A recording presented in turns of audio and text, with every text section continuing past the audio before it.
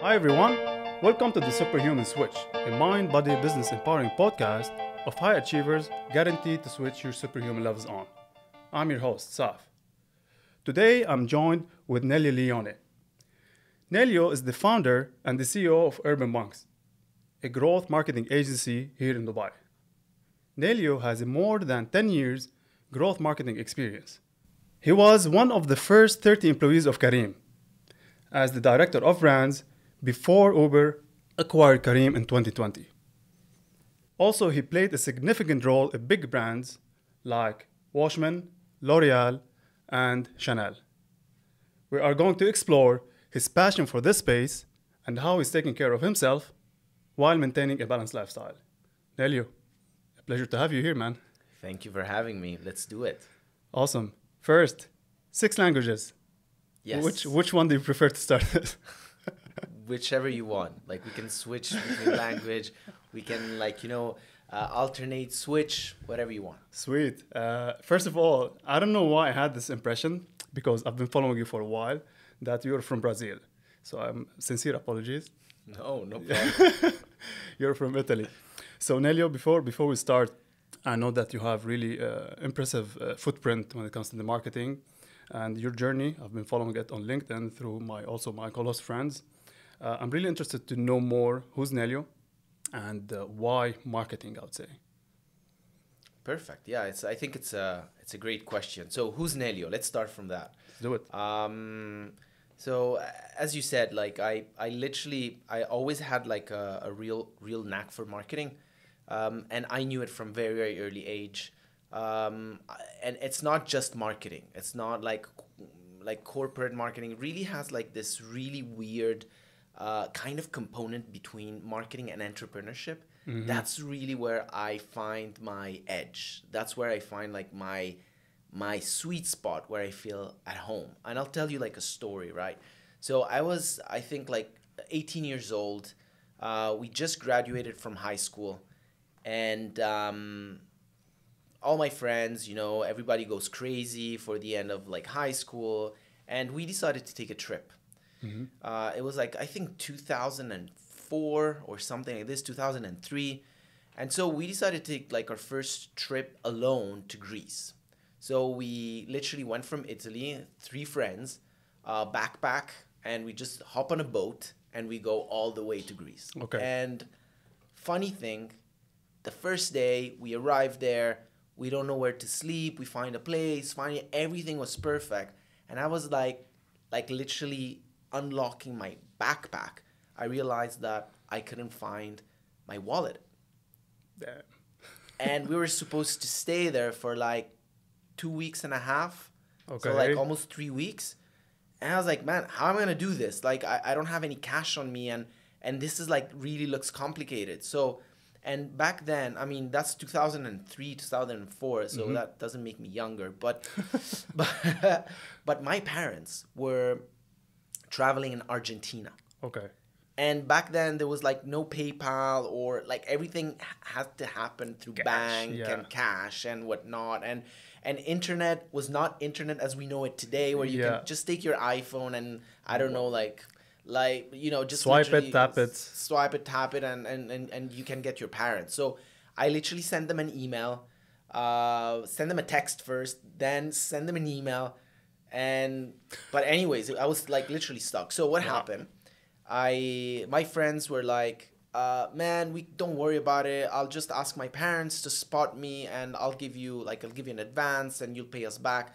But I knew that it was not doable for 3 weeks. That it would not I could not sustain myself for 2 weeks and a half, always asking my friends, hey, can you give me $50? I just I don't know to it's buy. A nightmare, man. It's a nightmare. Yeah. So the next thing I did, I went to this place, which was a small rooftop bar, very cozy, and they were looking for a waiter.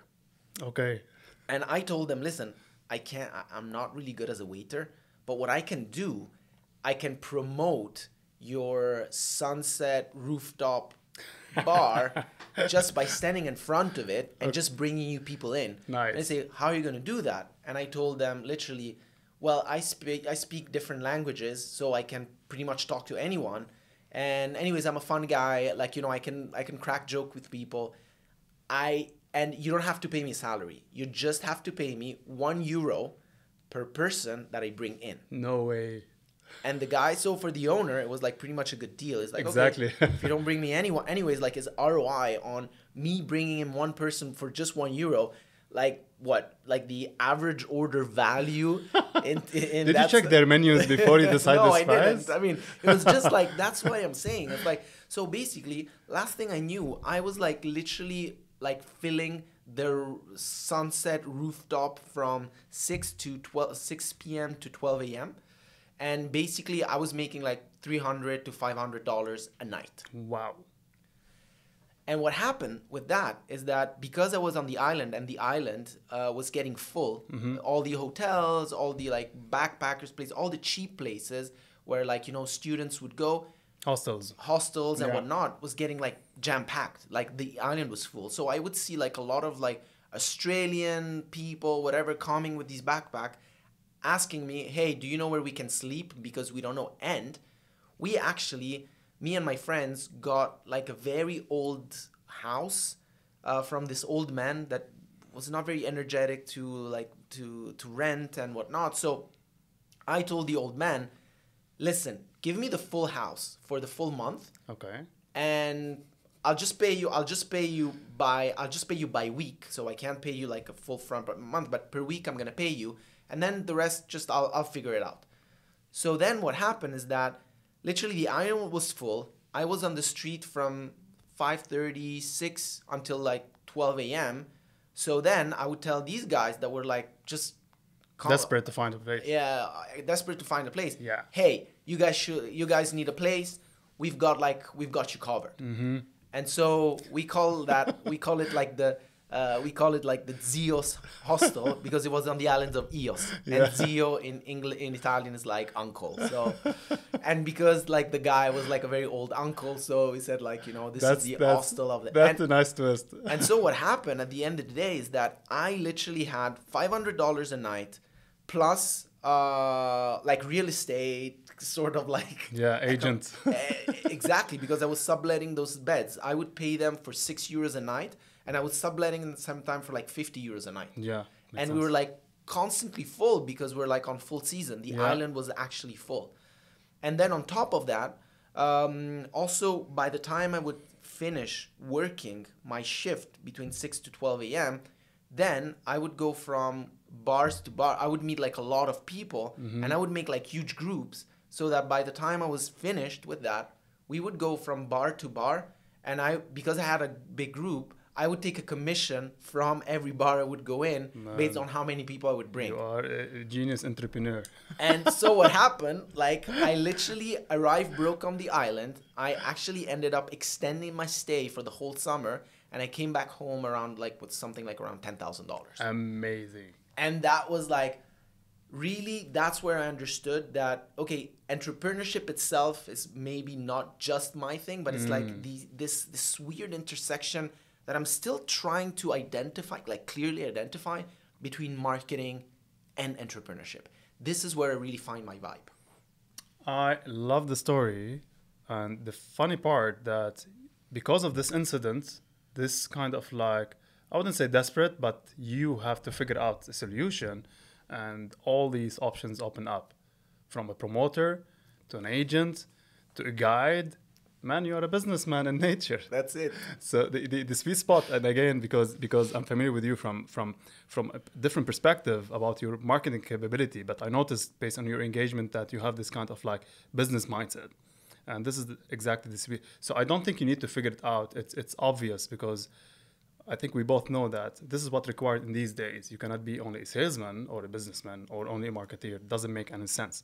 But the naming traditionally you are either marketeer or a Yes, sales. exactly. So I agree with you. I completely agree with you. Especially now with all the tools that we're empowered with, and I think it's just, I think you can't just be one. Absolutely, I agree with you.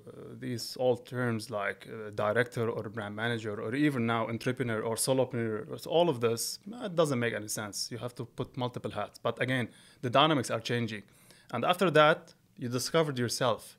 But how you became more focusing on, did you focus on certain direction when it comes to the business side of things? Did you go back to the island? Because it seems that Yes, 100%. Every year, almost. So yeah, like it doesn't make any sense. I went broke. I came back for. So how many years you stayed on this island? So actually then for all my college period, I would go there every single summer because anyways I cracked a playbook, a formula. I would use the same. And you have the network and you have everything. Exactly. And I would go to the same place, same exact setup, and I would make like very good money. And you know, for a college student, it was just great because I would finish my exams, let's say around like May, June, and then I would be literally on the island until like September, like you know, mid-September. Before the high school contact. Before before the college would start in, and it was great because then every month, like every summer, I would like, you know, make enough money for me to be, you know, very independent and happy for like the full year. So it was great. I love the story, and again, it's like when you ask the question, "What's your passion?" or "How's passion?" It makes full sense. It's like you were in a position that forced you to come up with these ideas, and you figured out that this is basically what I enjoy, and let's carry on. So you moved to Dubai, I think, in 2013, right? Exactly. Yeah. So maybe we can shed the light here because you work with corporate, with big brands, and then you moved totally to the startup. Yeah. Is that was an itch? Yes, it's very interesting how the transition went because so for some reason, I don't know why, like when I moved to France, when I moved to Paris, things went like kind of automatically into corporates because the French culture, or I don't know if it's the French culture, it was like my college or my university there, they would pretty much like really tell you, no, after university you need to get into like an internship that makes sense, like a big brand or something that has a name. You need traditional to build. way. Yes, exactly. So you need to build your name. So we were kind of like really hardwired this way. True. And I felt I kind of had to. So I started with like very big brands in Paris, in the headquarters, back at Chanel, then did L'Oreal for many years. But I knew that I was like never comfortable. I always like, you know, people say that startups are stressful or that entrepreneurship is stressful, but I was never as stressed as I was in corporate because I felt that was actually the most volatile and dangerous environment and the least predictable, at least for me. In which sense? Why as an entrepreneur, I never had any sleepless night, and in corporate, I literally could never sleep properly. Mm-hmm.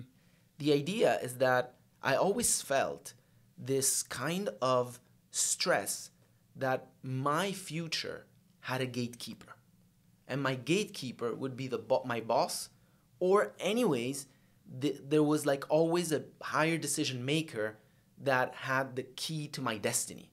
I was not fully owner. Like I did not fully own my destiny. I did not fully own my potential. If one day I had like a boss that would like consider me a complete failure, I would be a failure. And the next day, if you had a boss or if you had like, I don't know, like a team lead or whatever that considers you a superstar, then you're a superstar. Yeah. And so that like for me was extremely hard to navigate because I felt I was just literally like I was literally renting my salary. Mm-hmm. I was not producing my salary. I was renting a position that gave you a salary. And that for me came with a lot of stress for one reason. It's because, well, what if at some point, you know, you just turn in a bad moment in the corporate or in your team or with your boss, and then you don't own that salary anymore and you can't really have any side hustles because let's face it, at least, you know, the corporate jobs that I've seen, that I've witnessed were not 9 to 5. Mm-hmm. Were like much more intense. So you couldn't have time possibly to build like a side income or something that would support you. True that. So I always felt I didn't have like any safety net and that things did not depend entirely on myself. Yeah. But so, and plus, you know, I've always been really bad with politics. On like not necessarily reading people. Reading people, I consider myself really good at. Obviously. But the problem, I'm not really good at, like, chewing my words before, like, really filtering what I have to say and to who I have to say. Politically correct. Politically correct. This is like something I really struggle with because I'm more like more impulsive, more like head on. Let's do it, and it's very hard for me to navigate like the like the corporate environment. Yeah, the corporate environment. So for me, it was very stressful, and but I navigated like pretty decently. Like I don't think that stress really showed externally because in fact I had like a pretty like fast career. Yeah. I was blessed because in L'Oreal, for instance, I was in the headquarters from the international team. They put me on the emerging markets. The emerging markets, I was focused on LATAM, Latin America, and Middle East and Africa. And then at some point, those two regions kind of like, before they were merged, then they were like separated. And then I was appointed just with managing director of the Middle East and Africa region to really oversee all the subsidiaries in Middle East and Africa, as like pretty much after 4 years of career, which in L'Oreal it's like very rare. Like it takes much more time to do this kind of job. And I was traveling in like different subsidiaries. It's a big region, by the way, the LATAM and the Middle East. It's like exactly. So I was focused then only on the Middle East, and that's how I kind of get the gist of the region. Got like very good relationship with the GMs of the subsidiaries, with the marketing directors. And then at some point, what happened is that on a very specific division, my boss back then, he told me literally like, Nelio, we need someone to go to Saudi Arabia to really like structure. What year was that? 2012. Okay. So that's when I moved to Saudi Arabia. Stayed there for 2 years. Lived in Jeddah, Duwar al-Qabda. There you go. And literally it was like a dream job, because I was like far away from the headquarters where like there was all this like really political tension. I mean, like political tension was like really thick there, Subsidiaries are less kind of. Whereas subsidiary in Saudi, I was like literally feeling that. And everything is growing. Exactly. That entrepreneurial energy back. True. For after 4 or 5 years of career, that was great for me. Amazing. I felt it was like literally exponential like growth, fresh air, exponential growth. And so for like 2 years, I was charged to really build a playbook for this specific division in L'Oreal on how to crack the Saudi market. And it was a lot of fun, because then I used to like travel in the most remote areas, like talk to the most remote distributors, understand their mindset, understand like it was like really very exotic for me, right? Yeah, because imagine, right? I've been there, I've done that, and I love the challenge there, of course, with the complexity of their ecosystem. But I feel you. It's like how things became more interesting because at the execution level is faster. Yeah. And they're receptive to these kind of new brands and new ideas to be in the market. Exactly. And at some point it felt so great, because it really felt like playing a video game. Like literally. Okay. Because you would go from idea. It's different than the island, huh? Imagine. But that was kind of the same vibe. Entrepreneurship and marketing. That it's again the same. Came different back, context, different directions. Exactly. Yeah. Different context. I was like on a corporate suit. I was like dressed all super like, snazzy and very like L'Oreal Italian like cut tie with like really cool sunglasses, going to talk to distributors. Yeah. But it was the same energy, same sweet spot. Worked extremely well, and after 2 years there,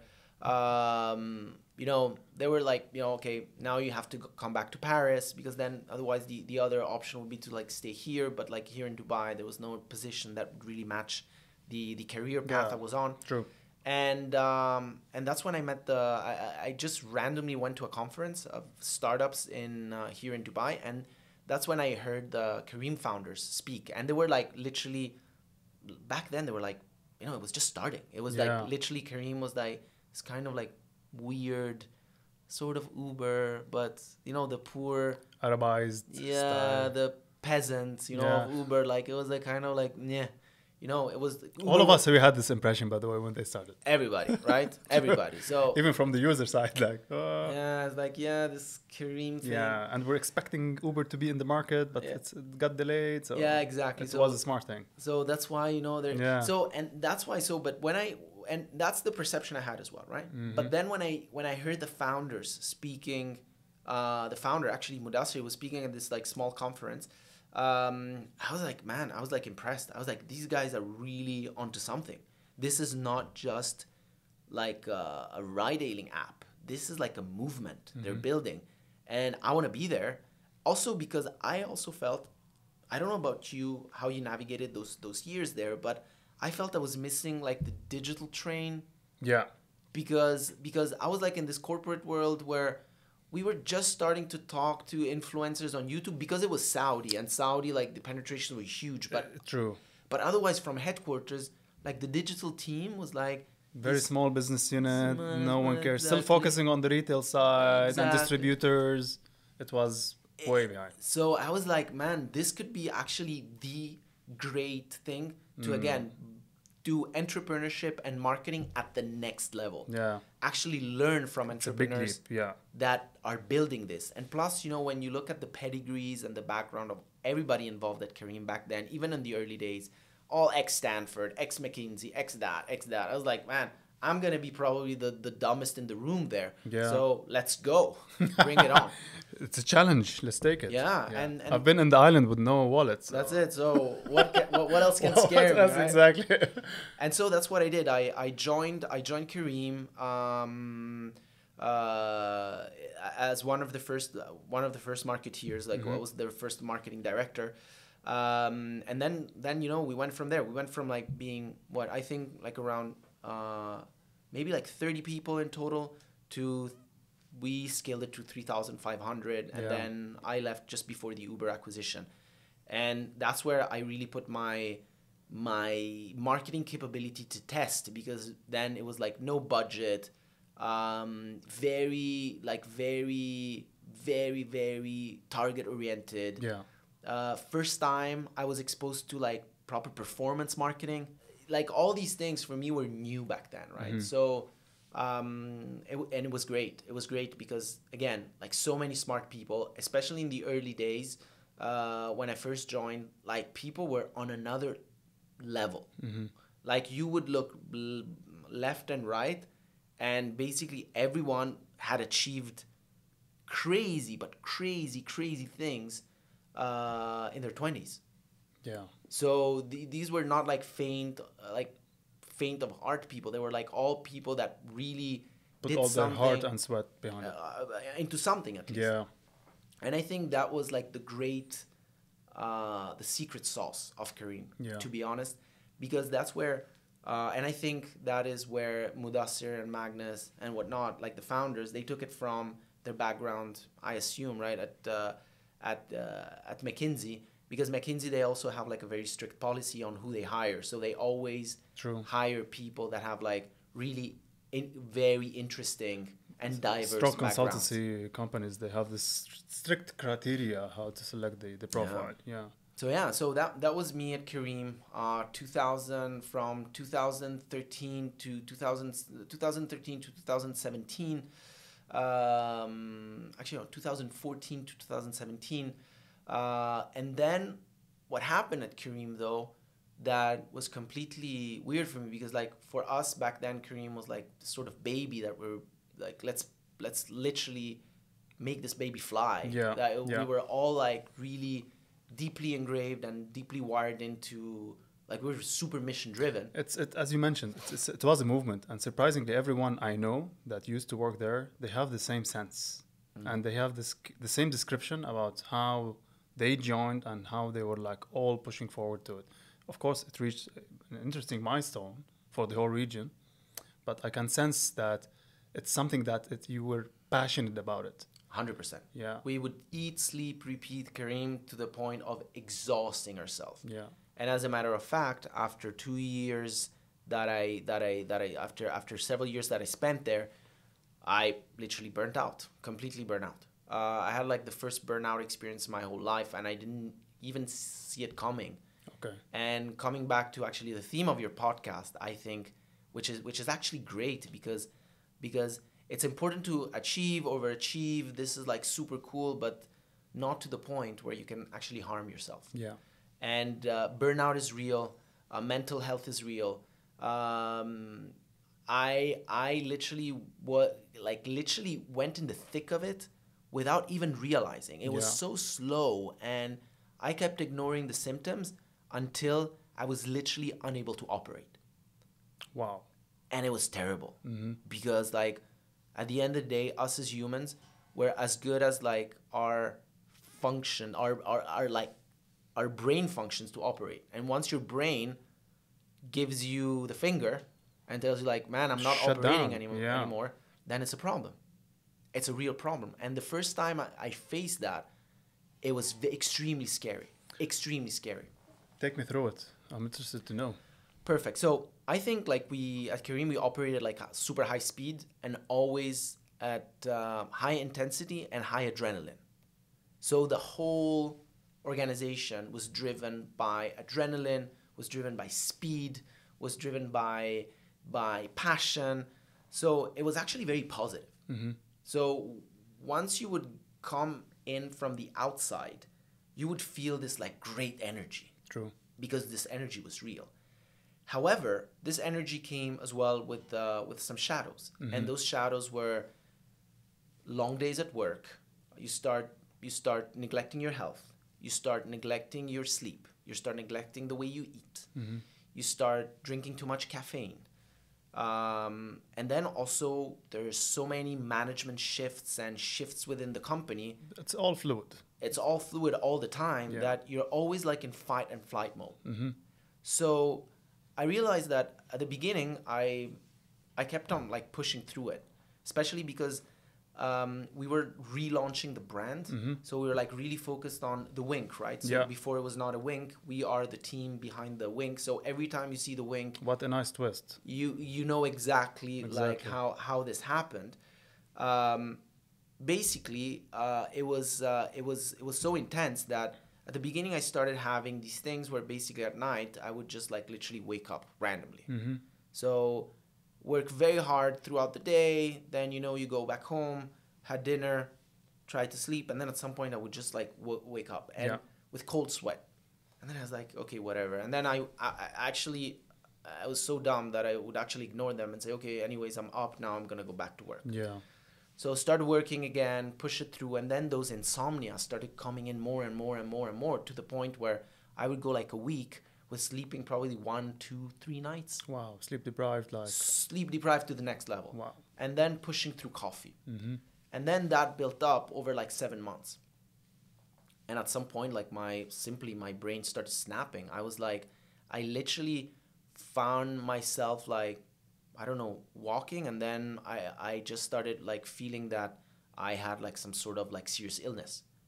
And I was so sure that I had some serious illness because every time I would breathe, I felt like, my lungs were not responding. That I started going to all sort of doctors, and doctors like, man, you're totally fine. And that drove me even more crazy because it's like, how am I fine? I feel like I'm gonna die now. I feel like, I don't know, I was gonna have like a heart attack or something. Click the mental. And they were like, and then actually, thank God. So that actually then led me to different doctors, and then I met this like really great lady that she said like, Nelio, this is not, you're not having a heart attack. You don't have lung cancer, because I was convinced, right? I was like very stressed about it. Okay. And she said, this is not that. This is like literally you're just having like major anxiety, major panic attacks. Wow. And I was like, what is that? And so she tried to like walk me through the things like, hey, when you get sleep deprived, she like did some blood tests. You see like basically she explained me the brain works on like 3 different frequencies, like levels. Frequencies, but 3 different molecules. Okay. Let's call them. I don't remember the exact word. I'm not a scientist. But basically, like what she was saying is that, okay, there is this molecule whose job is basically for you to be fired up and to climb the mountain. Yeah. It's It's like adrenaline or whatever it's called. Mm-hmm. So that's her job. The concentration of this type of molecule in your brain now is extremely high. Okay? This other molecule is for you to relax. Mm-hmm. So basically it's for you to like sleep, slow down, etc. And then there's this other molecule that it's basically for you to like, where basically, I don't remember the exact function, but whatever, like these three molecules, they were all like the two that were used to like recover my brain were in deep red, and this one was like shooting Almost up all high. the time. So that created like a super bad viral loop, like a super loop. You're not recovering You're mentally, not recovering, physically. and as soon as you're tired, well, what happened in my brain is that instead of like feeding the ones that should support you and get back to the thing, it would actually spike up back the adrenaline. So the more tired I would get, the more adrenaline it would spike for me to climb still the mountain. Yes, it's And that led me to like a complete crash. So I had to quit Careem because of that, because I was literally like, for me it was losing it. I was losing it. I was losing it. I was like, no, I this is not only becoming unhealthy, this is like becoming dangerous. Yeah, I can imagine. And you can like literally, that's what, after spending time with this doctor, she told me like literally you if you continue this path, you may fry your brain, literally. And that can lead down the road to dementia and like to a lot of like really bad stuff. So you need to like stop this, or you need to find a solution. You need to address this. You can't keep it going like this. And so it's actually took me like 2 years to recover fully. Okay. Very, very tough. 2 years to recover fully, to not have this sensation that like I had to back again convince myself that I was not having like a stroke. I was not having lung cancer. Yeah. But there was like this sort of really weird thing that was happening in my brain. Mm-hmm. And then, with time, with like really re-educating my brain to sleep, re-educating my brain to rebalance, then I was completely on again. But yeah, it took me like literally like a year, maybe like not 2 years, but maybe like good 18 months. I'm shocked actually, because again, it's regardless the symptoms that you were not aware of, that you reach a point that it's becoming not even mental. It might have a biological impact, of course. It might lead to a heart attack, or for God's sake, anything more critical. Yeah. But the point is that you decided to quit instead of finding another solution, because you were thriving and you were basically working with this organization, and the best option is to step out of it. But this is the interesting part, that this is one of the points we discussed, that what's the best way, instead of me quitting, how to maintain a balanced lifestyle. I know the environment of the startup is challenging. I totally understand. The thing also back then, Careem was going through like this really radical change between like from a startup to like an actual corporate. We started raising like a lot of money. Big investors would come in. So even for me, I just realized that resisting and just being there like in a place that I couldn't recognize anymore. Although we built it from nothing, then I felt like it was just not my it was not just my place anymore to be in. And it's normal, it's natural. That's okay. As an organization grow, there's team for every season. I was definitely part, and that is also like a pattern that I've seen over and over. You're always going to find me part of the team in the season that is about to launch, that is about to go through the L curve. Once we reach a certain thing, and it's more like about maintaining, or it's more about sustaining the growth, sustaining growth, etc., then you're not going to find me there anymore. I am literally the guy that is going to thrive in a team that is really working hands in hands all together for the takeoff. Yeah, you picked your own type of battles, I would say. That's it. And after I think it's a courageous step to move from Careem, just to avoid this kind of like burnouts leading to these weird things, which I totally feel with you. How is your lifestyle now? Because now you're having your own agency, which is impressive. Yeah. But with that, of course, you have the stress levels, I assume, as an owner. And we all know that you will be your best or the worst boss to keep it running, correct? But how's your lifestyle before we jump into the how it's going now? But at least how are you taking care of yourself to sustain this? So it's very simple. I actually went through both paths, right? So one was I did the same mistake again of like working myself to the bone. Literally, you know, saying, okay, I got this. I need more exposure. I need to do this. I need to do that. And I realized that it was not sustainable again. And with that in mind, also once you get so once life gives you a really tough lesson, you kind of like you kind of like really are very careful on the steps you take. Yes. And that's why, to be honest, there's a lot of people that ask me, hey, why didn't you start your own startup? Why didn't you get like investment from VCs and start your own startup?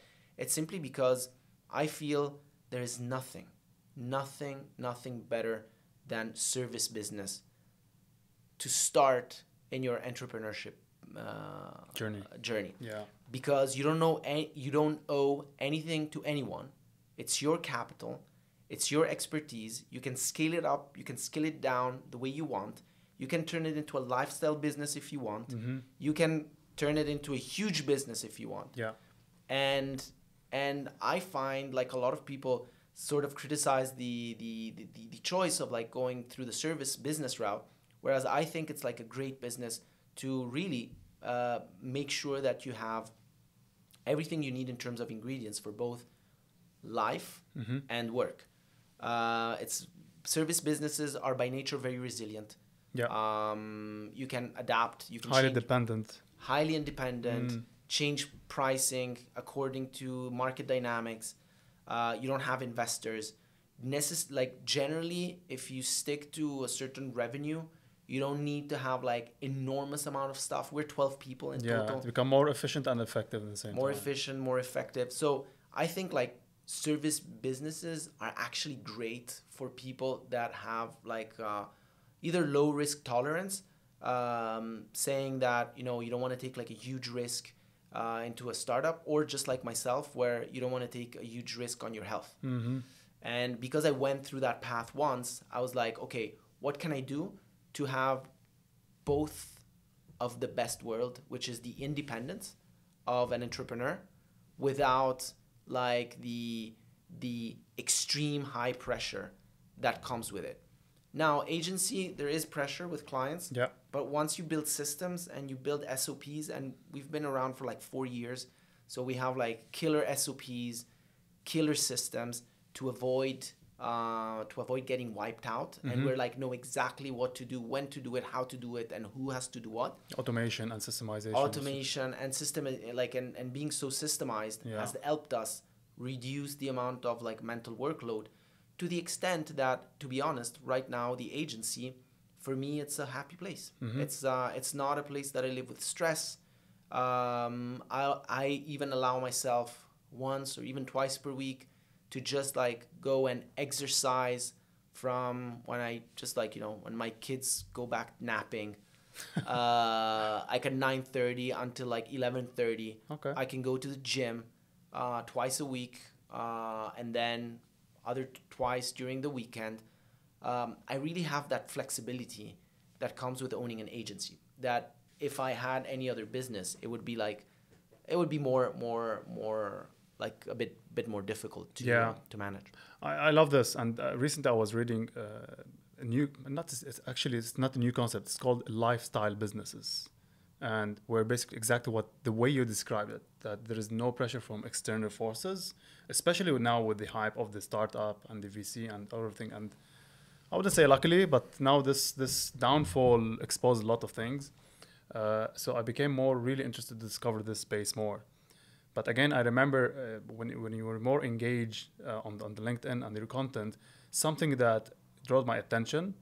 And actually, I was inspired with some of your posts about the founder positioning or his presence.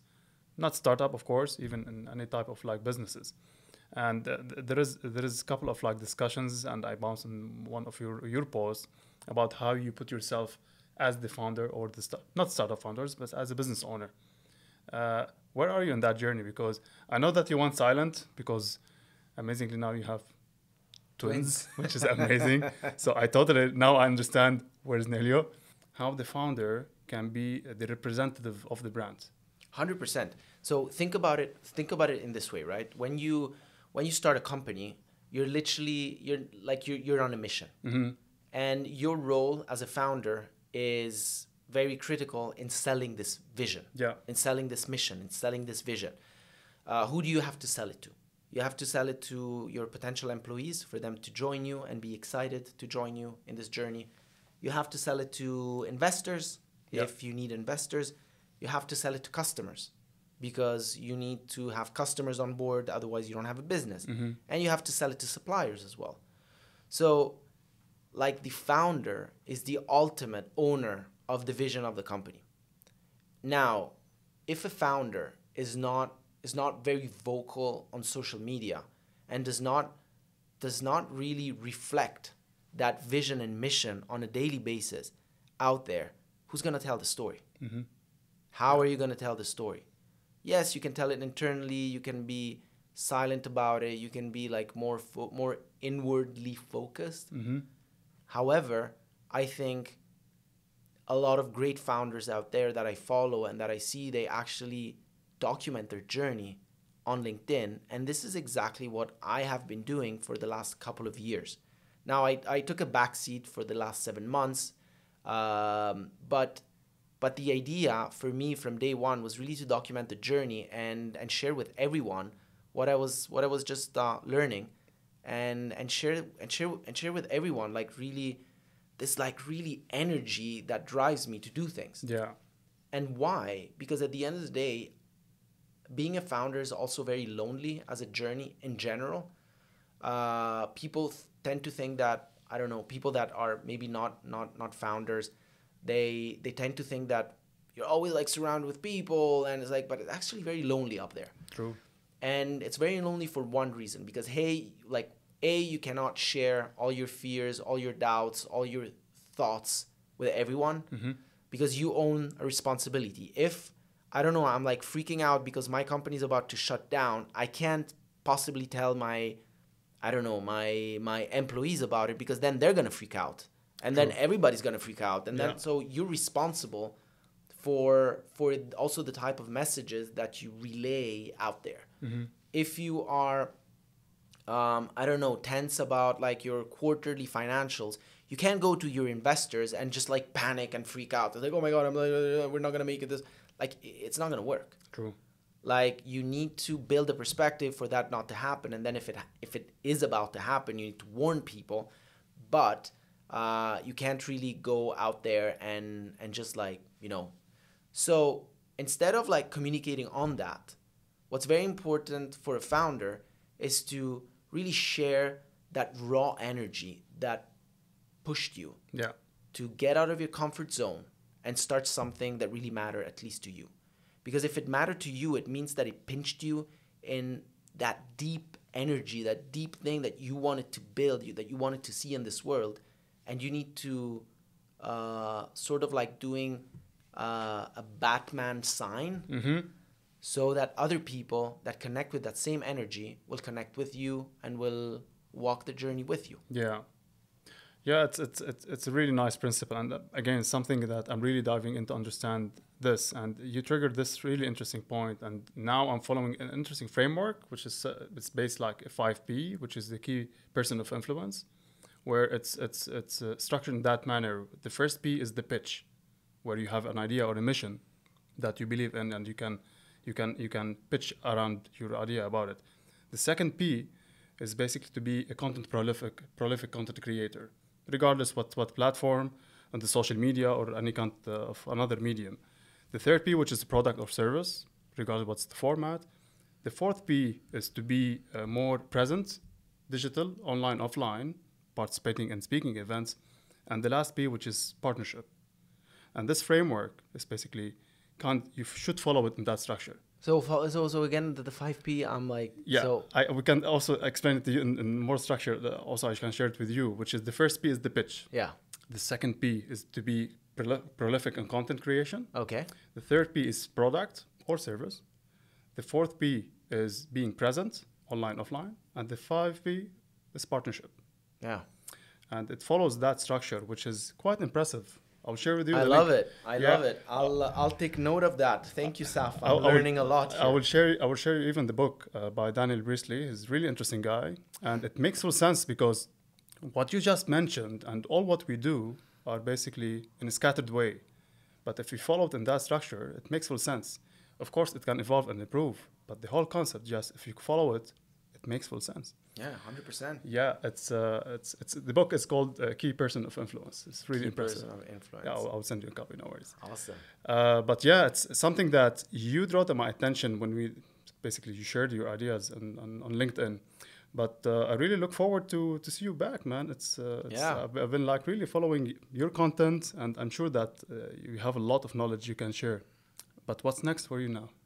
So what's next for me now? Now, really grateful to have like a great partner on board with our agency. We see it growing to a certain revenue mark that we're targeting, and then the idea would be to start being more focused into product launches. Okay. So the idea is that service business is amazing. It's amazing because again, it really allows you to have like a great lifestyle. It's amazing, but then after a while, and I've been in this now for the last 3 years, it becomes like like just any other business. Yeah. Then at some point you need like to have other pockets of growth. So we found ourselves just in front of like of a proper decision tree, and we're like, okay, where do we want to go from here? Mm-hmm. Do we want to build like the next big growth marketing agency in the Middle East? And now going for accounts like everywhere and started like, having like, 100 of or like 80, 50 accounts on file every month. Yeah. Do we want to do that? And do we want to become like a bigger agency, increase pricing and whatnot? Or do we want to keep it like a small boutique agency, but then reinvest some of that energy into product building? Okay. And then that's like that. This is the question where we're at right now. I think we're not really 100% ready to go the product building route because we need to get to specific financial threshold that in order for us then to super comfortably move to product, salaries are paid, we make profit out of the agency. The agency becomes like more of an asset that delivers, makes client happy, get clients on board. We're always still very much involved into that. Yeah. And then we start building like a small structure, which is a lab. And that lab is focused on building e-commerce products, mainly like into lifestyle category. Love it. So this is like what's next for us. And because I realized like, okay, what I'm really good at, personally, I'm really good at building brand. I'm really good at building content. I'm really good at building community. And my partner, he's very good at operations. Mm-hmm. So with that kind of skill set, we could literally build with the team that we have right now. We could dedicate part of that team to building brands, building small brands that are very high value, that they have like a really deep soul, and test the market and see where we go. That's impressive, and I wish you all the best, Nelio. Yeah, let's hope it works. I don't know. I'll let you know in like a year. I have no doubt for someone who lost his wallet and came back from the island rich. I have zero doubts. So I seriously wish you all the best, and I really look forward to see you back on LinkedIn. Yeah, sharing your content, and I really enjoyed this conversation. Same here. I really appreciate your time too. So thank you everyone for tuning in, and again, thank you very much for reaching out with the feedback and comments. A special thanks for my son who's helping me on the podcast production. If you want to support the show, you can share, you can review. We are on your favorite podcast apps and on YouTube channel. Superhuman Switch, get your switch on. Nelio, let's go. Thank you very much. Appreciate your time. Thank you.